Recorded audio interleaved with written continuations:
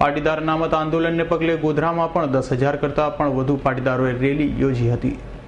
ગોધરા ખાતે અનામત મુદ્દે પાટીદારો દ્વારા આજે વિશાળ રેલી યોજવામાં આવી હતી। ગોધરાના સાયન્સ કોલેજ પાસેના મેદાન પરથી ગરબા યોજી મોટી સંખ્યામાં ટ્રેક્ટર સહિતના વાહનોમાં સૂત્રોચ્ચાર સાથે રેલી નીકળી હતી, જે શહેરના પ્રભાકુંજ, ગાંધી ચોક સહિતના વિવિધ વિસ્તારોમાં થઈ કલેક્ટર કચેરી ખાતે પહોંચી હતી। ગાંધી ચોક ખાતે પાટીદાર આગેવાનો દ્વારા મહાત્મા ગાંધીજીની પ્રતિમાને સૂતરની આંટી અર્પણ કરવામાં આવી હતી।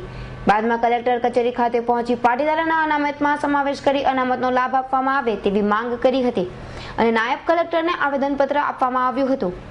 આજે ગોધરા ખાતે પાટીદાર સમાજ દ્વારા યોજવામાં આવેલી આ વિશાળ રેલીમાં પંચમહાલ જિલ્લાના સ્થાનિક પાટીદાર અગ્રણીઓ સહિત 7 તાલુકામાંથી 120 ગામોના અંદાજે 10,000 ઉપરાંત પાટીદારો જોડાયા હતા। રેલીને લઈ પોલીસ દ્વારા શહેરમાં ઠેર ઠેર ચુસ્ત બંદોબસ્ત ગોઠવવામાં આવ્યો હતો।